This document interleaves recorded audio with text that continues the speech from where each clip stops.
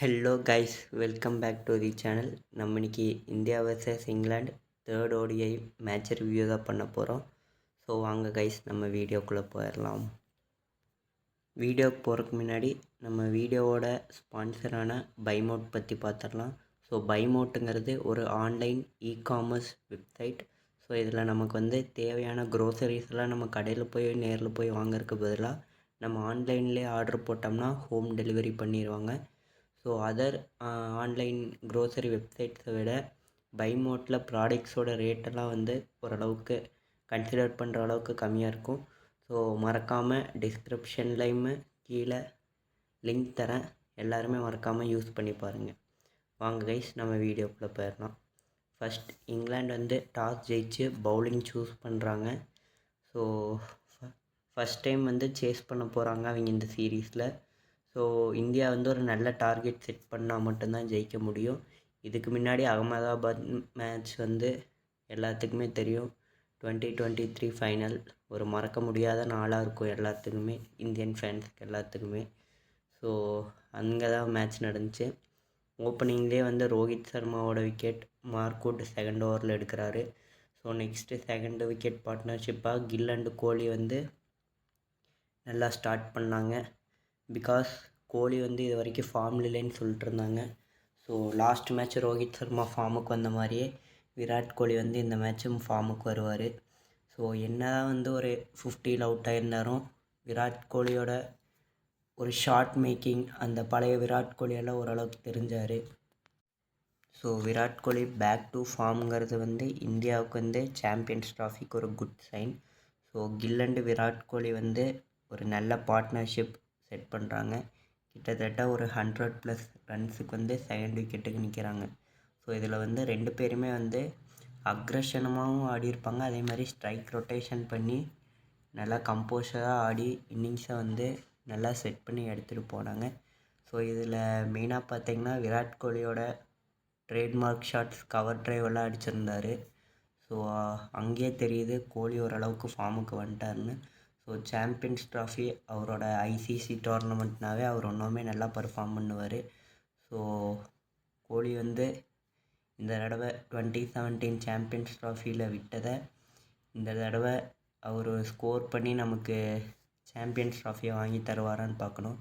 Because அவர் கேப்டன்சியில் பண்ண முடியாததை அவரோட சப்போர்ட்னால் பண்ணி சாம்பியன்ஸ் ட்ராஃபி வாங்க வைப்பாரான்னு பார்க்கணும். அப்புறம் கில்லை பற்றி சொல்லவே வேண்டியதில்லை. தலைவன் இந்த சீரீஸ் போட்டு செதுக்குன்னு செதுக்கிட்டான் இங்கிலாண்டை. வரவன் போகிறவனையெல்லாம் பிடிச்சி அடித்து ஹிஸ்ட்ரி பண்ணியிருக்கான் ஓடிஐ கிரிக்கெட்லேயே சுப்மன் கில் தான். ஸோ என்ன ரெக்கார்ட் பண்ணியிருக்கான்னா 50 இன்னிங்ஸில் 2500 run first man to score in ODI. So இதுக்கு முன்னாடி ஹாஷிம் அம்லா தான் இந்த ரெக்கார்டு வச்சுருந்தார். அவர் 53 இன்னிங்ஸ் எடுத்து இதை பண்ணார். பட் சுப்மன் கில் பார்த்திங்கன்னா 50 இன்னிங்ஸ்லேயே இந்த ரெக்கார்டை பிரேக் பண்ணிட்டு போயிட்டுருக்காரு. ஸோ பிரின்ஸ் ஆஃப் தி கிரிக்கெட்டுங்கிறது அவர் நிரூபிச்சிட்டார். ஸோ அதுக்கப்புறம் பார்த்திங்கன்னா ரெண்டு பேர்த்தோட பார்ட்னர்ஷிப்பும் நல்லா போயிட்டுருக்கும். ஸோ 100 ரன்ஸ்க்கு மேலே போயிட்டுருக்கிறப்ப விராட் கோலி அவுட் ஆகிறாரு. ஸோ செகண்ட் மேட்ச் ஆதில் ரஷீதுக்கு கீப்பர் கேட்ச் ஆவார். ஸோ அதே மாதிரியே ரிப்பீட்டுங்கிற மாதிரி அவுட் ஆயிடுவார். ஸோ கோலி எல்லாருமே எதிர்பார்த்துட்டு இருந்தது கோலியோட செஞ்சுரிக்காக தான். பிகாஸ் அவரோட செஞ்சுரி இப்போ மறுபடியும் ரொம்ப நாள் ஆச்சு. இன்டர்நேஷ்னல் கரியரில் 100 செஞ்சுரிங்கிற சச்சின் டெண்டுல்கரோட ரெக்கார்டை பிரேக் பண்ணுவாரான்னு எல்லாம் அவங்க விராட் கோலி ஃபேன்ஸ் வெயிட் பண்ணிட்டுருக்காங்க ஆவலாக. ஸோ அது நடக்க இருக்க தருணத்தில் ஆதில் ரஷீத் போட்டு எறிஞ்சிட்டார் தலைவனை. ஸோ விராட் கோலி போனதுக்கப்புறம் நம்ம ஸ்ரேயஸ் ஐயர் களத்துக்கு வராரு. ஸோ அவர் சொல்லவே வேண்டியதில்லை. ஃபஸ்ட்டு மேட்ச் கோலிக்கு பதிலாக தான் ரீப்ளேஸ்மெண்ட்டாக உள்ளே வந்தான்னு அவரே சொல்லியிருந்தார். ஸோ அந்த இன்னிங்ஸை யூஸ் பண்ணதுனால மீதி 2 இன்னிங்ஸாக அவரால் விளையாட முடிஞ்சிச்சு. ஸோ 2 இன்னிங்ஸுமே நல்லா தான் ஆடினார். ஸோ இந்த இன்னிங்ஸில் மெயினாக பார்த்திங்கன்னா இந்த இன்னிங்ஸ்லேயே ஸ்ட்ரைக் ரேட் 120 தான் ஆடியிருப்பார். ஃபஸ்ட்டு மேட்ச் சொல்லவே வேண்டியதில்லை, அடி போட்டு பிரின்னு பிரிச்சுட்டார். அதுக்கப்புறம் ஸ்ரேயஸ் ஐயரும் கில்லும் மறுபடியும் பார்ட்னர்ஷிப் ஜாயின் பண்ணுறாங்க. ஸோ இந்த விக்கெட் எவ்வளோக்குன்னா இவங்களும் ஒரு 100+ ரன் ஸ்டாண்ட் பண்ணுறாங்க ரெண்டு பேருமே. ஸோ இதில் மெயினாக பார்த்திங்கன்னா கில்லு செஞ்சுரி ஸ்கோர் பண்ணுறாரு. ஸோ ஸோ கில்லு வந்து இந்த செஞ்சுரி ஸ்கோர் பண்ணது மூலயமா நிறையா ரெக்கார்ட்ஸ் பீட் பண்ணியிருந்தார். அதில் ஒரு சிலதெல்லாம் பார்த்திங்கன்னா இந்த 50 இன்னிங்ஸில் 2500 ரன் ஓடிஐயில் இது ஒரு ரெக்கார்டு.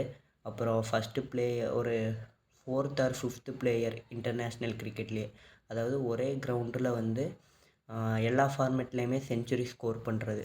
ஸோ இந்த ரெக்கார்டும் வந்து படைச்சிருந்தார் நம்ம சுப்மன் கில். ஸோ இந்தியாவோட ஃப்யூச்சர் ஷைனிங் வெல். அவரோட ஃபார்ம் வந்து எல்லா மேட்சுமே கண்டினியூ ஆகணும்.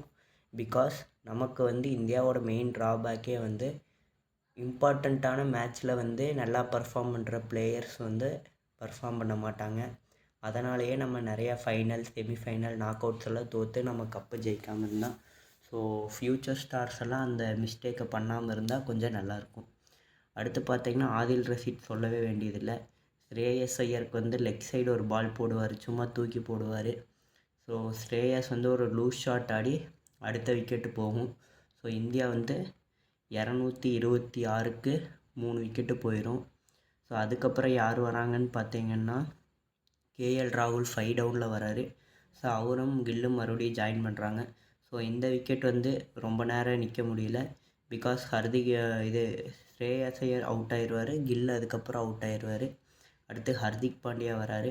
ஹர்திக் பாண்டியா தலையை வந்து 2 6 அடிச்சுட்டு மறுபடியும் ஆதில் ரஷீத் ஓவரில் அவுட் ஆகிட்டு போயிடுவார்.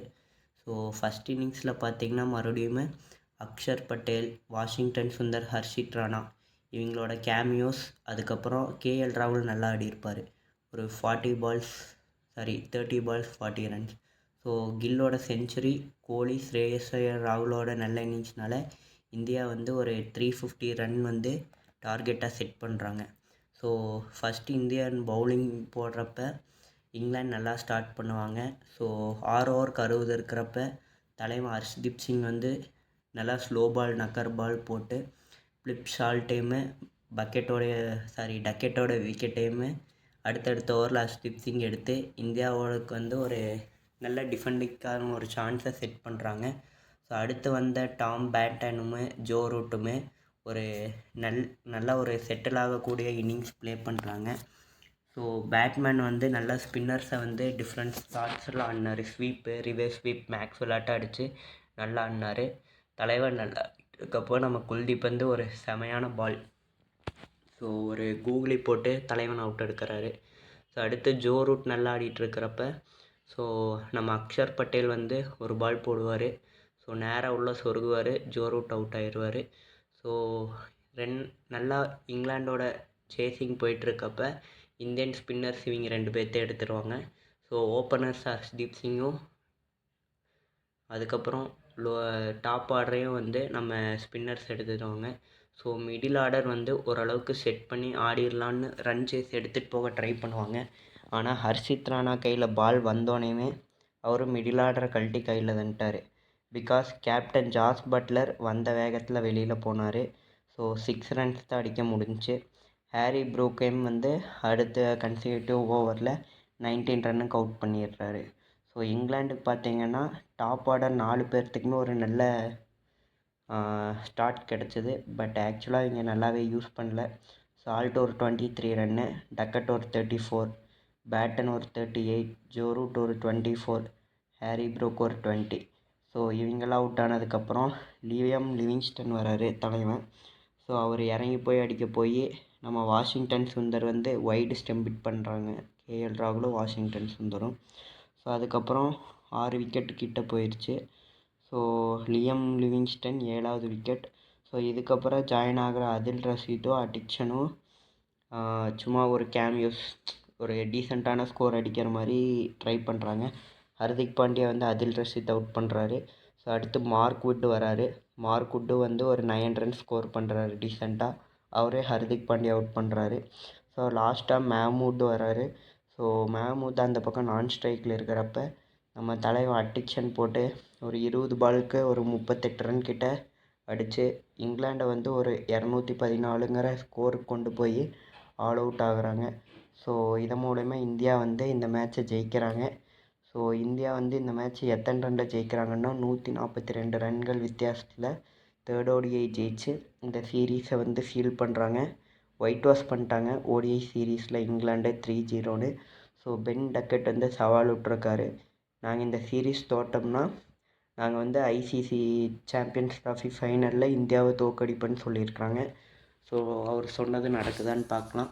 ஸோ இந்தியா பேட்டர்ஸ் மெயினாக ஃபார்முக்கு வந்தது சாம்பியன்ஸ் ட்ராஃபிக்கு யூஸ்ஃபுல்லாக இருக்குமான்னு பார்க்கணும். Thank you guys.